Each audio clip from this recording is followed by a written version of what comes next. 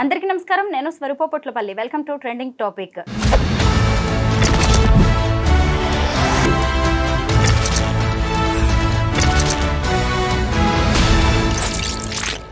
Betting apps ను promote చేస్తున్న వారి చుట్టూ ఉచ్చు బిగిస్తోంది. సోషల్ మీడియా ఇన్ఫ్లుయెన్సర్స్ తో పాటు సినీ స్టార్స్ కూడా ఇప్పుడు ఈ లిస్ట్ లోకి వచ్చి చేరారు. రాణా, విజయ్ దేవరకొండ, నిధి అగర్వాల్, ప్రకాష్ రాజ్, అనన్య ఇలా చెప్పుకుంటూ పోతే లిస్టు పెద్దగానే ఉంది. చాలా మందికి పోలీసులు ఇప్పుడు నోటీసులు ఇచ్చారు. ఎఫ్ఐఆర్ కూడా చేసే అవకాశం కనిపిస్తోంది. అసలు వీళ్ళందరినీ కూడా అరెస్ట్ చేసే అవకాశం ఉందా? గేమింగ్ చట్టాలు ఏం చెబుతున్నాయి? ఎలాంటి శిక్షలు పడతాయి? ప్రస్తుతం నాతో పాటు హైకోర్టు అడ్వకేట్ సుబ్బు సింగపోగు గారు ఉన్నారు. ఆయనతో మాట్లాడి ఈ కేసుల గురించి తెలుసుకుందాం. నమస్తే సుబ్బు గారు. నమస్తే అండి. సుబ్బు గారు, గేమింగ్ చట్టాలంటే ఏంటి? ఈ బెట్టింగ్ యాప్స్ ను ప్రమోట్ చేస్తున్న సెలబ్రిటీస్ కి ఎలాంటి శిక్షలు పడే అవకాశం ఉంది? తప్పకుండా అయ్యే కదండి. మీరు ఎఫ్ఐఆర్ చూసుకుంటే పంజగుట్ట పోలీస్ స్టేషన్లో చూసుకున్నట్లయితే దాదాపుగా మొన్న వచ్చిన రిపోర్ట్ ప్రకారం 15 మంది అయ్యారు. నిన్న వచ్చిన రిపోర్ట్ ప్రకారం 25 మెంబర్స్ అయ్యారు. ఈరోజు కొత్తగా చాలా మంది యాడ్ అయ్యారు. అయితే గేమింగ్ యాక్ట్ అంటే జోద చట్టం 1867 ఏం చెప్తుందంటే, అయితే చట్టానికంటే ముందుగా అసలు ఫస్ట్ గేమింగ్ యాక్ట్ అనేది మన తెలంగాణ, ఆంధ్ర 2 రాష్ట్రాల్లో ప్రొహిబిటెడ్, చట్టబద్ధత లేదు. అయితే ఒడిశా, తర్వాత హర్యానా, మధ్యప్రదేశ్ ఇలాంటి కొన్ని స్టేట్స్లలో కొన్ని తక్కువ యాప్స్కి అంటే పర్మిషన్ ఇచ్చేది, కానీ చట్టబద్ధత అయితే ఏం కల్పించలేదు. అయితే మొట్టమొదటికి ఈ గేమింగ్ యాక్ట్ ఏదైతే ఉందో దీనికి సంబంధించి ఇప్పుడు ఈ బెట్టింగ్ యాప్స్ కానివ్వండి, లోన్ యాప్స్ కానివ్వండి, వీటన్నిటికీ సంబంధించి నిర్దిష్ట ప్రమాణాలు కలిగినటువంటి చట్టాలు ఇంకా అమల్లో లేవు. అయితే వాటి ద్వారా మోసపోయిన వాళ్ళందరినీ కూడా గేమింగ్ యాక్ట్ ద్వారా మాత్రమే శిక్షించడం జరుగుతుంది, అంటే పనిష్ చేయడం జరుగుతుంది. ఇప్పుడు ఎవరైతే ఈ సినీ సెలబ్రిటీలు ఎవరైతే ఉన్నారో వీళ్ళందరూ కూడా గేమింగ్ యాక్ట్ ద్వారానే, మీరు చూసుకున్నట్లయితే ఆ ఇచ్చిన 5 సెక్షన్లు కూడా ఏవైతే ఉన్నాయో అవన్నీ కూడా నాన్ కాగ్నైజబుల్ అఫెన్సెస్. కాగ్నైజబుల్ కాదు అంటే 7 సంవత్సరాల లోపు గాఢత కలిగిన అంటే గాఢత లేని నేరాల కిందకు వస్తాయి అన్నట్టు. సో వీటన్నిటిలో మ్యాక్సిమం ఏంటంటే పంజాగుట్ట పోలీస్ స్టేషన్ కానివ్వండి, మియాపూర్, ఇంకెక్కడైనా సరే ఎఫ్ఐఆర్లు నమోదైతే ఖచ్చితంగా వాళ్ళకే అంటే పోలీస్ ఎంక్వైరీ ఎవరైతే ఐఓ ఉన్నారో, ఇన్వెస్టిగేషన్ ఆఫీసర్, వాళ్ళ ఎంక్వైరీకి పిలిచి వాళ్ళ దగ్గర నుంచి వివరణ తీసుకొని వాళ్ళకి 41 CRPC నోటీస్ ఇవ్వడం జరుగుతుంది. కానీ కొన్ని ప్రత్యేక కేసులలో అంటే ఇలాంటి సెలబ్రిటీస్ ఉన్నటువంటి కొన్ని ప్రత్యేక కేసులలో ఏంటంటే రేరెస్ట్ ఆఫ్ ద రేర్ కేసులుగా కూడా తీసుకోవడానికి అవకాశాలు ఉంది. అంటే ఐఓ డిపెండెడ్ ఆన్ ఐఓ వాళ్ళు ఏ విధంగా అయితే వాళ్ళు దీనిని అంటే గాఢత కలిగిన నేరాలుగా కూడా ఎఫ్ఐఆర్ ఆల్టర్ చేయడానికి అవకాశాలు ఉంటుంది. అయితే ఇప్పుడు ఈ లోన్ యాప్స్ కానివ్వండి, తర్వాత బెట్టింగ్ యాప్స్ కానివ్వండి, దీని ద్వారా ఏంటంటే మన తెలంగాణలో ఈ 1 సంవత్సరంలో 1000 మంది చనిపోవడం జరిగింది. So it's not a small issue, ఇది నేషనల్ ఇష్యూ. సో కాబట్టి చూడండి, Dream11 కానివ్వండి, తర్వాత మెట్రో స్టేషన్లో కూడా చాలా అంటే లోన్ యాప్స్ ప్రమోషన్స్ అనేవి వాణిజ్య ప్రకటనలు ఇవ్వడం జరుగుతుంది. సో వాటన్నిటికీ చట్టబద్ధత ఉందా అంటే చట్టబద్ధత లేదు. వాటికి నిర్దిష్టమైనటువంటి గవర్నమెంట్ ప్రమాణాలు కూడా లేవు.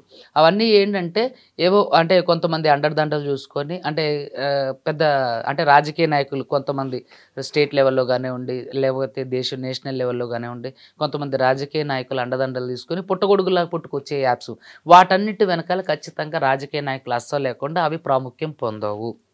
అదేవిధంగా ఎవరైతే చోటా మోటా ఇన్ఫ్లుయెన్సర్స్ ఉన్నారు, సినిమా సెలబ్రిటీస్ ఉన్నారు, వాళ్ళందరూ కూడా ఏదో గుడ్లో మెల్లలాగా ప్రమోషన్స్ చేయరు. మీరు చూడండి, మనం ఒక స్టోర్కి వెళ్ళాం అనుకోండి, వాణిజ్య ప్రకటన ఉన్నటువంటి ఒక ప్రోడక్ట్ని మాత్రమే మనం చూస్ చేసుకుంటాం. వాణిజ్య ప్రకటన లేనివి అంటే అడ్వర్టైజ్మెంట్ లేని ఏ ప్రోడక్ట్ అయినా సరే, అది ఎంత మంచిదైనా సరే, వాటి వైపు మనం ఓహో ఇదేదో నార్మల్ లోకల్ అనుకుంటా అని కొట్టిపడేస్తున్నాం, అది ఎంత మంచిదైనప్పటికీ కూడా.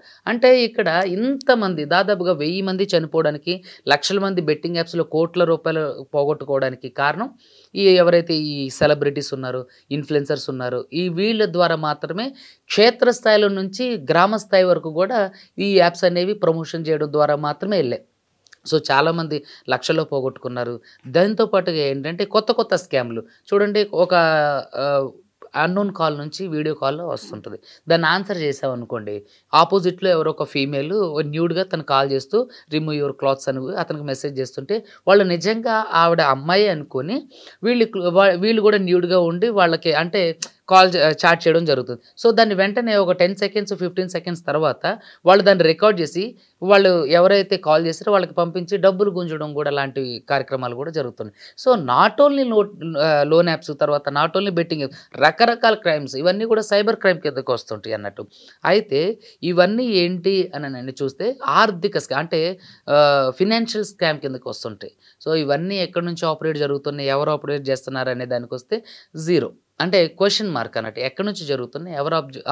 ఎవరు ఆపరేట్ చేస్తున్నారు? ఎవరి దగ్గర నుంచి ఎవరికి ఈ డబ్బులు అంటే ఎవరి అకౌంట్‌లోకి వెళ్తున్నాయి? ఎవరు దీనికి కర్త, కర్మ, క్రియ అనేది తెలుసుకోవడానికి ఎవరు తెలుసుకోలేకపోతున్నారు. సో, ఎవరైతే ఈ బెట్టింగ్ యాప్స్ ప్రమోషన్ చేసిన వాళ్ళున్నారో, వీళ్ళతో పాటుగా ప్రమోషన్ చేసిన వీళ్ళతో పాటుగా ఎవరైతే నిర్వాహకులున్నారో, దానికొక ఆఫీస్ ఉండదు, దానికొక మేనేజర్ ఉండడు, దానికొక మేనేజింగ్ డైరెక్టర్ ఉండడు, దానికొక ఎగ్జిక్యూటివ్స్ ఉండరు, ఎవరు ఉండరు. అదొక యాప్, ఒక అప్లికేషన్. ఒక ఆండ్రాయిడ్ ఫోన్‌లో వచ్చే ఒక అప్లికేషన్. ఆ అప్లికేషన్‌కి ఒక తీరు తెన్ను ఉండదు. సో, ప్రమోషన్ చేసిన వాళ్ళతో పాటుగా ఈ అప్లికేషన్‌ని అంటే ఇంప్రూవ్ చేసిన వాళ్ళని, తర్వాత అప్లికేషన్ అంటే ఈ లోన్ యాప్‌లు గానివ్వండి, లేదంటే బెట్టింగ్ యాప్స్ గానివ్వండి, ఇవన్నీ అప్లికేషన్‌గా ఫోన్‌లో రావడానికి కారణమైన వాళ్ళని కూడా దీంట్లో అంటే ఆహ్, బాధితులుగా అక్యూజ్డ్‌గా చేస్తే మంచిదనేది నా ఉద్దేశ్యం. ఇప్పుడు చూడండి, సినిమా సెలబ్రిటీలు గానివ్వండి, లేదంటే సోషల్ మీడియా ఇన్‌ఫ్లుయెన్సర్ గాని, ఎవరైనా సరే డబ్బు కోసమే ఏదైనా చేస్తుంటారు. సో, ఈ విధంగా చేయడం అనేది తప్పు. దేని గురించైనా మనం వాణిజ్య ప్రకటన ఇచ్చేటప్పుడు కనీసం దాని గురించి తెలుసుకోవడం అనేది కనీస బాధ్యత. వృత్తి ధర్మం అంటారు గదా! వృత్తి ధర్మం. కనీసం దాని గురించి తెలుసుకోకుండా ఏవో డబ్బులొస్తున్నాయని కోఆర్డినేటర్స్, మేనేజర్స్ చెప్పేసారని చెప్పి వాటి గురించి యాడ్ చేయడం వల్ల ఎంతోమంది ఈరోజు గ్రామ స్థాయిలో చూస్తే హర్ష సాయి చేసిన మనీ యాప్‌కి చాలామంది అడిక్ట్ అయ్యి చాలా లక్షల్లో అంటే లక్షల్లో పోగొట్టుకోవడం జరిగింది. నా దగ్గర ఒక టీచర్ ఉన్నారు, గవర్నమెంట్ టీచర్. వాళ్ళ అబ్బాయి దాదాపుగా రూ. 6,00,000, రూ. 7,00,000 ఈ బెట్టింగ్ యాప్ ద్వారా పోగొట్టుకోవడం జరిగింది. ఈ ఏదైతే మొబైల్ ఉందో ఆ మొబైల్ నంబరు ఆ అకౌంట్‌కి లింక్ అయ్యి ఉంది. సో, దాని ద్వారా తిను మొత్తం ఆ డబ్బులన్నీ కూడా బెట్టింగ్‌లో పెట్టి పోగొట్టుకోవడం జరిగింది. ఇప్పుడు రాబోయే రోజుల్లో ఐపీఎల్ స్టార్ట్‌గా అవుతుంది. భారతదేశంలో అత్యంతంగా భారీ స్థాయిలో బెట్టింగ్స్ జరగడానికి అవకాశం ఉంది. సో, గవర్నమెంట్ దీన్ని ముందుగానే అంటే దూరదృష్టితో ఆలోచించి ఈ బెట్టింగ్ యాప్స్ మీద అదే విధంగా లింక్స్ ద్వారా ఓపెన్ చేసి మనీ పెట్టడం ఉంటుంది. తర్వాత యాప్స్ ద్వారా మనీ పెట్టడం ఉంటుంది. తర్వాత ఒక థర్డ్ పార్టీ ఒక వ్యక్తి ఉండడం. సో, తన దగ్గర హవాలా రూపంలో వెళ్ళటం జరుగుతుంది. సో, కాబట్టి వీటన్నిటిని కూడా నియంత్రించగలిగితే చిన్న సన్నకారు రైతుల దగ్గర నుంచి, చిరు వ్యాపారుల దగ్గర నుంచి, నిరుద్యోగుల దగ్గర నుంచి, విద్యార్థుల దగ్గర నుంచి ఆర్థిక లూటీ జరగకుండా కాపాడగలుగుతాం అనేది మాత్రం స్పష్టమైన అంశం.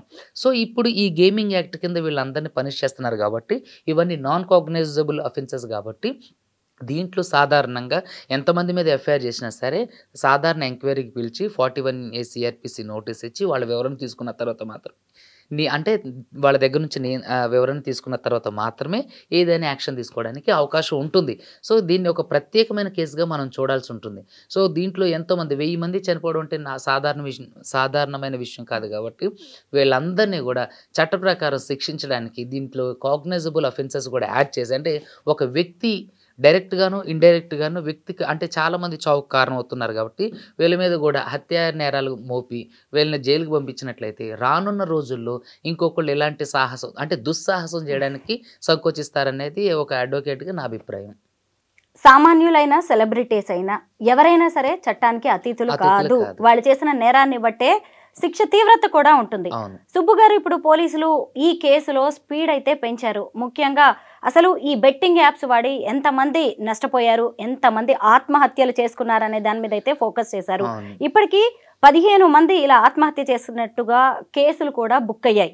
అయితే ఇప్పుడు దీన్ని బట్టి ఈ నేర తీవ్రత అనేది తెలిసిపోతుంది కాబట్టి దాన్ని బట్టి శిక్షలు ఉంటాయి. అయితే మీరు ఇక్కడ ఇంకొకటి చూసుకోవాలి. మీరు ఏంటంటే ఈ బెట్టింగ్ యాప్ ప్రమోషన్ చేసిన వ్యక్తి నేరుగా ఇంకొక వ్యక్తి చావుకి కారణం కాలేదు.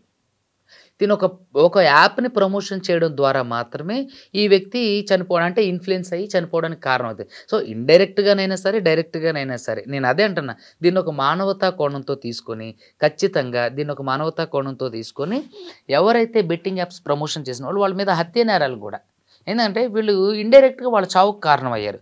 సో, కాబట్టి వీళ్ళందరి మీద కూడా కాగ్నైజబుల్ అఫెన్సెస్ కూడా పెట్టి ఒక డ్రగ్స్ కేసు లాగో, లేదంటే మనం అంతకుముందు 2016, 17లో వైరల్ అయినటువంటి డ్రగ్స్ కేసు, సినిమా ఇండస్ట్రీలో డ్రగ్స్ కేసు. సో, అదేమైందో ఇప్పటివరకు తెలీదు. తర్వాత హైడ్రా తర్వాత ఏం జరిగిందో మీరు చూస్తున్నారు. అలాగే ఒక హైడ్రా లాగా ఒక డ్రగ్స్ కేసులా కాకుండా దీన్ని ఆచరణాత్మకంగా తీసుకొని నిజమైన కారకులు ఎవరైతే ఉన్నారో వాళ్ళందరినీ చట్టం ముందు అంటే వాళ్ళ మీద కఠిన కారాగార శిక్ష, అంటే అంటే వాళ్ళకి లైఫ్ వేస్తేనే మంచిదనేది నా ఉద్దేశం. అదేవిధంగా ఇలా ఎంతోమంది చావు కారణమైనటువంటి ఈ సోషల్ మీడియా ఇన్ఫ్లుయెన్సర్స్ ఎవరైతే ఉన్నారో, ఈ చోటా మోటా ఇన్ఫ్లుయెన్సర్స్, తర్వాత బడా హీరోలు, సెలబ్రిటీస్, వీళ్ళు ఎవరైతే ఉన్నారో నాకు తెలిసినంత వరకు ఒక వ్యక్తిగా నా అభిప్రాయం ఏంటంటే వీటి గాఢత గురించి తెలియక వీటిని ప్రమోషన్ చేశారేమో అనేది ఒక నా ఆలోచన. సో దీన్ని ఎలా రాజకీయ నాయకులు ఏ మలుపు తిప్పుతారనే దాని గురించి ఆలోచిస్తే నాకు తెలిసినంత వరకు ఎంటైర్ ఈ సినారియోలో ఇప్పుడున్న ప్రభుత్వాలు అయితే సెలబ్రిటీస్కి కానివ్వండి, తప్పు జరుగుతున్న వాటికి కానివ్వండి వ్యతిరేకం. సో కాబట్టి వీళ్ళందరికీ తీవ్ర స్థాయిలో శిక్షలు పడడానికి అవకాశం ఉన్నదనేది నా ఆలోచన. సుబ్బు గారు, ఇప్పుడు రాణా కావచ్చు, విజయ్ దేవరకొండ కావచ్చు, మంచు లక్ష్మి కావచ్చు, ప్రకాష్ రాజ్, అనన్య, వీళ్ళందరికి కూడా లీగల్ టీమ్స్ ఉంటాయి. వీళ్ళు ఒక యాడ్ చేస్తున్నప్పుడు కావచ్చు, ఒక బెట్టింగ్ యాప్ ని ప్రమోట్ చేస్తున్నప్పుడు వీళ్ళు కనీసం చెక్ చేసుకోరా? అంటే సామాజిక బాధ్యత అనేదైనా కనీసం లేదండి, వాళ్ళకి ఏ లీగల్ టీమ్ ఉండదు. వాళ్ళు సినిమాకి సంబంధించినటువంటి సినీ స్టార్స్. సో వాళ్ళ దగ్గర లీగల్ టీం ఉండదు. ఒక లీగల్ టీం ఎవరి దగ్గర ఉంటుందంటే రాజకీయ నాయకుల దగ్గర ఉంటుంది, బడా వ్యాపారవేత్తల దగ్గర, అంటే వ్యాపారవేత్తలు అంటే మీకు తెలుసు కదండి, వాళ్ళ దగ్గర ఉంటుంది, కంపెనీస్ దగ్గర ఉంటుంది, బ్యాంక్స్ దగ్గర ఉంటుంది తప్ప సినిమా సెలబ్రిటీస్ దగ్గర లీగల్ టీం అనేది చాలా తక్కువ ఉంటుంది. ఏంటంటే లీగల్ టీం సినిమా దగ్గర ఎప్పుడు ఉంటుందంటే ఏదైనా సినిమా మొదలైనప్పుడు వాళ్ళ మధ్య ఏదైనా గొడవలైనప్పుడు, అగ్రిమెంట్స్ మధ్య ఏదైనా గొడవలైనప్పుడు, అంటే తేడా వచ్చినప్పుడు, పారితోషికాల మధ్య ఏదైనా తేడా వచ్చినప్పుడు, వాళ్ళ అగ్రిమెంట్లు బ్రేక్ చేసినప్పుడు మాత్రమే, రేరెస్ట్ ఆఫ్ ద రేర్ కేసులలో మాత్రమే వాళ్ళకి లీగల్ టీం అవసరపడుతుంది. సో ఇలాంటి వాళ్ళకి కోఆర్డినేటర్స్ని వీళ్ళు మిస్లీడ్ చేస్తుంటారు. ఎవరైతే ఇప్పుడు ప్రకాష్ రాజ్ గారు ఉన్నారు, ఆయన లాంటి ఒక పెద్ద వ్యక్తికి ఒక కోఆర్డినేటర్ ఉంటాడు. సో అతను ఏం చేస్తారంటే ఇప్పుడు మీరు కోర్టులో కూడా చూసుకున్నట్లయితే కేసు డైరెక్ట్గా మనం ఫైల్ చేయడంతో జడ్జి గారు బెంచ్ మీదకి వెళ్ళదు. సూపరింటెండెంట్ గారు దాన్ని అన్ని చెక్ చేసి వాటిలో అంటే కాజ్ ఆఫ్ యాక్షన్ కరెక్ట్గా ఉందా, డేట్ ఆఫ్ ఇన్సిడెంట్, ఇవన్నీ కూడా అంటే మన జ్యూరిస్డిక్షన్కే వస్తుందా, ఇవన్నీ చెక్ చేసుకున్న తర్వాత మాత్రమే ఆ కేసుని చెక్ అండ్ పుట్అప్ చేసి అన్ని దాంట్లో ఉన్న అంటే ఏవైతే తప్పులు ఉన్నాయో అవన్నీ క్లియర్ చేసిన తర్వాత మాత్రమే దానికి కేసు నెంబర్ వచ్చి జడ్జి బెంచ్ మీదకు పెట్టడం జరుగుతుంది. అలాగే ఇలా పెద్ద స్టార్స్ కూడా ఏంటంటే వాళ్ళ కోఆర్డినేటర్స్ ఏదన్నా ఒక యాప్ కానీ, ఒక ప్రెషర్ కుక్కర్ కానీ, లేదంటే రైస్ గురించో మీరు చూస్తుంటే తెనాలి, డబుల్ హార్ట్స్, మినపగుళ్ళు అని రకరకాల యాడ్స్ చూస్తూ ఉంటాం. సో ఇవన్నీ ఏంటంటే వాళ్ళు కోఆర్డినేటర్స్ ఇచ్చేస్తుంటారు, వాళ్ళే చూసుకుంటారు. వీళ్ళు ఏంటంటే ఓకే కోఆర్డినేటర్స్ ఇచ్చేసారు కదా, ఇది మంచిది అయి ఉంటుంది అనే ఒక భ్రమలో వాళ్ళు గుడ్డిగా వెళ్ళి బ్లైండ్గా వెళ్ళి చేసినవి తప్ప వాళ్ళకి తెలిసి దీంట్లో ఇంత లో ఫూల్స్ ఉంటే ఇంతమంది చనిపోవడానికి కారణం అవుతుందా, అంటే చాలామంది బెట్టింగ్ యాప్స్ ద్వారా డబ్బులు పోగొట్టుకున్నా అని ఇవన్నీ తెలియకపోయి ఉండొచ్చు అనేది నా ఉద్దేశం. సో తెలియకపోవడం వల్ల ఎలాంటివి జరిగింది చూస్తే ప్రకాష్ రాజ్ గారు చాలా బాధ్యతాయుతంగా వ్యవహరిస్తుంటారు, చాలా సామాజిక అంశాల గురించి స్పందిస్తుంటారు. అదే మంచు లక్ష్మి గారు కూడా, వీళ్ళందరూ కూడా ఏంటంటే మీకు కూడా ఫెమినిజం ఉంది కాదండి, ఆవిడ కొన్ని కార్యక్రమాలు చేశారు. నేనేమంటున్నాను కాదట్లేదండి, అదే నేనేమంటున్నానంటే ఇలాంటి వాళ్ళు చాలా బాధ్యతాయుతంగా సమాజం పట్ల తమ కర్తవ్యాన్ని నిర్వర్తిస్తుంటారు. So I agree. సో ఇలాంటి వాళ్ళు మరి చాలా మంది చావు కారణం అవుతున్నారంటే వాళ్ళు తెలియక చేసిన ఒక పొరపాటుగానే దీన్ని తీసుకోవాలి తప్ప దీన్ని ఏదో నేరంగాను ఇలాంటి వాటిలో చూడకూడదు అనేది నా ఉద్దేశం. కానీ ఎంతోమంది ఒక పౌరుడిగాను లేదంటే ఒక అడ్వకేట్ గాను నేను ఆలోచించాల్సి వస్తే వీళ్ళందరికీ కూడా హత్య నేరాలు ముప్పి వీళ్ళకి అంటే లైఫ్ అంటే కఠిన కారాగార శిక్ష లైఫ్ వేయించాలనేదే నా కోరిక. ఎందుకంటే 1000 మంది చనిపోవడం అనేది it's not a small thing, it's a big issue, ఇది ఒక నేషనల్ ఇష్యూ. సో కాబట్టి దీన్ని మనం ఒక నేషనల్ ఇష్యూగానే చూడాలి. అదేవిధంగా మానవతా కోణంలో కూడా వీళ్ళు తేలిక చేసిన పొరపాటును కూడా మన్నించినట్లయితే బాగుంటుంది అనేది నా ఉద్దేశం. సుబ్బు గారు, ఇప్పుడు మనం సోషల్ మీడియా ఇన్ఫ్లుయెన్సర్స్ గురించి మాట్లాడుకుంటున్నాం, సెలబ్రిటీస్ గురించి మాట్లాడుకుంటున్నాం, బెట్టింగ్ యాప్స్ని ప్రమోట్ చేసి వీళ్ళు తప్పు చేశారు అంటున్నారు. మరి మన బాధ్యత ఎంత? మనం ఎందుకు వాడుతున్నాం? కనీసం తల్లిదండ్రులు చూసుకోవాలి పిల్లలు ఏం వాడుతున్నారని. యూత్ కూడా మనం దేని మీద ఇన్వెస్ట్ చేస్తున్నాం, దేని మీద జూదం ఆడుతున్నాం, రేపు దీనివల్ల మనం కూడా ఎలా నష్టపోతాము, లేదంటే మనం కూడా తప్పు చేస్తున్నాం, రేపు మన మీద కూడా కేసులు వస్తాయని వాళ్ళకు కూడా ఉండాలి కదా. అయితే మీరు చూసినట్లయితే కురుక్షేత్రం ఎందుకు జరిగిందండి, మనం చరిత్రలోకి వెళ్దాం. కురుక్షేత్రం ఎందుకు జరిగింది? ద్రౌపది గురించి ఎందుకు జరిగింది? వాళ్ళు జోదోలో ఓడిపోయారు కాబట్టి. అంటే జోదం అనేది అప్పటి నుంచే ఉంది. మరి జోదం ఆడటం తప్పని కౌరవులు అంటే పాండవులకి తెలియదు అంటారా? చెప్పండి. అంటే అదేవిధంగా ఇప్పుడు పిల్లలు ఉన్నారు, నిరుద్యోగులు ఉన్నారు, తర్వాత విద్యార్థులు ఉన్నారు, చిరు వ్యాపారులు ఉన్నారు, తర్వాత చిన్న సన్నకారు రైతులు ఉన్నారు. వీళ్ళందరికీ ఏంటంటే డబ్బు సంపాదించాలనే ఒక ఆలోచన ఉంటుంది. సో వాళ్ళ దగ్గర కష్టపడే ఎఫర్ట్స్ ఉంటాయి, కానీ వాళ్ళకి నిర్దిష్టమైనటువంటి ఉపాధి ఉండదు. సో అలాంటి వాళ్ళు ఏం చేస్తుంటారు, ఏదన్నా ఈజీ అంటే ఏదైనా యాప్లో కొంచెం డబ్బులు పెడితే తెలివిగా ఆడితే డబ్బులు వస్తాయనే ఒక ఆలోచనతో చేస్తుంటారు. సో వాళ్ళది తప్పు కాదు, వాళ్ళది ఆశ. ఈ బెట్టింగ్ ప్రమోషన్ చేసే వాళ్ళది ఏంటంటే అవకాశం. మీరు చూసినట్లయితే ఆశకి అవకాశానికి చాలా వ్యత్యాసం ఉంది.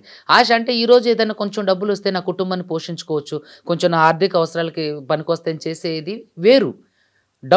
పరమావధిగా డబ్బులే సంపాదించాలనే లక్ష్యంతో ఎంతోమంది ఎవరెక్కడ పోతే మాకేంటి ఈ బన్నీ ఇది బయ్యా సన్నీ యాదవ్ అంటాడు, హర్ష సాయి అంటాడు, విష్ణుప్రియ, ఇట్లా రకరకాల మంది ఉన్నారు. సో వీళ్ళందరూ కూడా ఏంటంటే డబ్బులే పరమావధిగా వాళ్ళు ఎక్కడ పోతే మాకేంటి, సమాజంలో ఎక్కడ ఎవరికి ఏం జరిగితే మాకేంటి, ఎవడెక్కడ చేస్తే మాకేంటి, మేము డబ్బులు సంపాదించం అనే ఒక ఆలోచన దూరదృష్టితో ఉన్న వాళ్ళని ఏం చేయాలి, వీళ్ళది అవకాశం.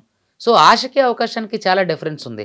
సో కాబట్టి జోదం అనేది ప్రతి స్థాయిలోని అది ప్రమాదకరమైంది. సో కాబట్టి జోదం ఆడే వాళ్ళకి నేను ఇచ్చే ఒకటే సలహా ఏంటంటే, జోదం అంటేనే పోగొట్టుకోవడం, దాంట్లో డబ్బులు సంపాదించడం అనేది ఏమి ఉండదు. మీరు మన విలేజ్ స్థాయిలో చూసుకున్నా సరే, ఎంత పేకాట ఆడేవాడు ఎంత నైపుణ్యం కలిగిన వాడైనా సరే చివరకు వాడు ఆస్తినంతా కోల్పోతారు. అదేవిధంగా పేకాట కానివ్వండి, పందెం కోళ్ళు కానివ్వండి, చిరగుండ్లు అంటారు, తర్వాత చిత్తులాట అంటారు, ఇంకా రకరకాలుగా ఉన్నాయి వీటికి పేర్లు, కార్డ్స్, ప్లేయింగ్ కార్డ్స్, ఇట్లా రకరకాలుగా ఉన్నాయి. సో ఇవన్నీ కూడా ఎంటైర్ ఏంటంటే ఆడే వ్యక్తి మాత్రమే ఈ డబ్బులు కోల్పోతాడు, ఎవడైతే నిర్వాహకుడు ఉండో వాడు మాత్రమే సంపాదిస్తాడు. ఇది ఒక లాజిక్. సో కాబట్టి దయచేసి జోదం అనేది తప్పకుండా ప్రతి స్థాయిలోని కూడా ప్రమాదకరమైనది. కాబట్టి విలేజ్ స్థాయిలో నుంచి ఇంకొకటి ఏంటంటే దీంట్లో ఎక్కువగా ఐటీ ఎంప్లాయీస్లే బాధితులుగా ఉన్నారు. చాలా ఇంపార్టెంట్ క్వశ్చన్ ఏంటంటే ఐటీ ఎంప్లాయీస్ దీంట్లో చాలామంది బాధితులుగా ఉన్నారు. సో కాబట్టి వాళ్ళకి ఏం తెలియదు అంటారా? మరి వాళ్ళు టెక్నాలజీ గురించి తెలుసు, వాళ్ళు రకరకాల అంశాల గురించి వాళ్ళు సాఫ్ట్వేర్లే తయారు చేస్తుంటారు. ఏంటంటే ఇది ఒక మానసిక వ్యసనం. ఈ మానసిక వ్యసనానికి ప్రతి ఒక్కళ్ళు ఖచ్చితంగా బాధితులు అవ్వాల్సిందే. సో కాబట్టి మనం ముందుగా వీళ్ళని ఇండికేట్ చేస్తున్నాం, వీళ్ళని హెచ్చరిస్తున్నాం, దయచేసి ఈ మానసిక వ్యసనం నుంచి బయటికి రండి, ఎవరు కూడా బెట్టింగ్ యాప్స్లో ప్రమోషన్ చేయకండి, అదేవిధంగా ఆ ప్రమోషన్ చేసిన యాప్స్ని నమ్మి మీరెవరు కూడా ఆ బెట్టింగ్ యాప్స్లో పెట్టుబడి పెట్టకండి. ఇదే మీ ఆరోగ్యానికి, కుటుంబానికి, సమాజానికి ఆరోగ్యకరం, శ్రేయస్కరం. బెట్టింగ్ యాప్స్ అనేవి పెద్ద మాఫియా, దీని వెనక పెద్ద పెద్ద కంపెనీసే ఉన్నాయి, వందల మెడికల్ మాఫియా కంటే కూడా ఇది పెద్ద మాఫియా వ్యాపారం జరుగుతోంది. మరి ఇప్పుడు వీళ్ళందరి ద్వారా తీగలాగి ఆ పెద్ద పెద్ద కంపెనీస్ ని, ఆ మాఫియాను పట్టుకునే అవకాశం లేదండి. ఎందుకంటే వాళ్ళు చాలామంది రాజకీయ నాయకుల అండదండలతో మాత్రమే ఇలాంటివి చేస్తారు. మనం ఏదో స్వతంత్ర సమరయోధుల్లాగా పట్టేసుకుంటారండి అని ఏదో చెప్పి మనం చేతులు కడిగేసుకుంటే జనాలు పిచ్చివాళ్ళు, వెర్రివాళ్ళు కాదు, మనల్ని నవ్వుతారు, మనల్ని కామెంట్స్ రూపంలో తిడుతుంటారు. ఖచ్చితంగా పట్టుకోలేరు. ఎందుకంటే వాళ్ళు బడా వ్యాపారవేత్తలే అయి ఉంటారు. వాళ్ళు ఆ బడా వ్యాపారవేత్తలు చీకటి సామ్రాజ్యాన్ని సృష్టించుకుని మెడికల్ మాఫియా కంటే ఇది 1000 రెట్లు ప్రమాదకరమైంది. సో కాబట్టి ఇదేంటంటే ఇది ఒకటి చీకటి సామ్రాజ్యం. దీనికి అధిపతులు అందరూ కూడా రాజకీయ నాయకులు ఉండొచ్చు, వాళ్ళ అండదండలతో ఎదుగుతున్న పారిశ్రామికవేత్తలు ఉండొచ్చు. వీళ్ళందరి ముఖ్య ఉద్దేశం ఏంటంటే ఆర్థిక లూటి. మీరు సజ్జనార్ గారు ఈ తేనె తుట్టని కదిపే వరకు ఎవ్వరూ పట్టించుకోలేదు ఎందుకంటారు? అంటే ఈ సమాజానికి బాధ్యత లేదా? అంటే మీరు చూసుకున్నట్లయితే 2011 నుంచి 12 నుంచి బెట్టింగ్ యాప్స్ అనేవి ఉన్నాయండి. కానీ ఈ 2-3 ఏళ్లలో మాత్రమే విపరీతంగా ప్రాచుర్యంలోకి వచ్చినాయి. ఎందుకంటే ఈ చిన్న చిన్నగా పెరుగుతూ వచ్చి పుట్టగొడుగులాగా ఒకేసారి వీధిలో 4 అంటే ఫోన్లో దాదాపుగా ఒక 100-150 యాప్ల వరకు తయారయ్యేంత భయంకరంగా తయారైనాయి. అంటే మీరు చూడండి దాని సమస్య ఎంత తీవ్రంగా ఉందో. అయితే ఇది ఎప్పటి నుంచో ఉన్నటువంటి సమస్య. వీళ్ళు ఎవరైతే సోషల్ మీడియా ఉన్నటువంటి ఇన్ఫ్లుయెన్సర్స్ ఉన్నారు, తర్వాత చిన్న చిన్న టీవీ యాంకర్స్, తర్వాత రకరకాల ఎవరైతే సెలబ్రిటీస్ ఉన్నారో వీళ్ళ ప్రమోషన్లోకి వచ్చిన తర్వాత ఇది ఇంకా ప్రాచుర్యం పొందింది, ఎంతో దౌర్భాగ్య స్థితిలోకి చేరింది. అంటే విలేజ్లో అంటే గ్రామంలో ఉన్నటువంటి 10th ఇంటర్మీడియట్ చదివే పోరగాడికి సైతం ఇది మొబైల్లోకి వచ్చేసింది అప్లికేషన్. సో అంత స్థాయిలోకి ఇంతకుముందు లేదు. సో దీనికి వచ్చిన తర్వాత ఎంతోమంది 1000 మంది, అంటే ఒకే సంవత్సరంలో 1000 మంది, అంటే అంతకుముందు ఎంతమంది చనిపోయారో మనకి లెక్కే లేదు. గవర్నమెంట్ లెక్క ప్రకారం, తెలిసిన లెక్క ప్రకారం అయితే 1000 మంది, మరి తెలియకుండా చనిపోయిన వాళ్ళు ఎంతోమంది. సో ఇవన్నీ కూడా ఎప్పటి నుంచో ఉన్నవి. కానీ ఈ 2-3 ఏళ్లలో విపరీతంగా ప్రాచుర్యం పొందినాయి. ఎందుకు ప్రాచుర్యం పొందినాయి? సెలబ్రిటీలు, సినిమా సెలబ్రిటీల దగ్గర నుంచి సోషల్ మీడియా ఇన్ఫ్లుయెన్సర్ల వరకు కూడా వీటిని ప్రమోట్ చేయడం ద్వారా ఇవి బాగా విపరీతంగా ప్రాచుర్యంలోకి వచ్చి అనేక మంది నష్టపోవడానికి కారణమైనవి. కాబట్టి ఎంతోమంది చనిపోవడానికి కారణం, అంటే ఒకే సంవత్సరంలో 1000 మంది చనిపోవడం అంటే ఇంతకుముందు అన్నట్టు లేదు. కాబట్టి దీని మీద సీరియస్ యాక్షన్ తీసుకోవాలని ఈ ఆర్టీసీ ఎండీగా ఉన్నటువంటి సిపి సజ్జనార్ గారి సూచన మేరకు, ఆదేశాలు కాదు, సూచన మేరకు, ఆయన సలహా సజెషన్ మేరకు మాత్రమే వీళ్ళ మీద ఎఫ్ఐఆర్ అవడం జరుగుతుంది. ఖచ్చితంగా ఇది తెరమరుగు అవుతుందనేదే నా ఉద్దేశం. చాలా మంచి విషయాలు చెప్పారు. Thank you so much Subbu గారు.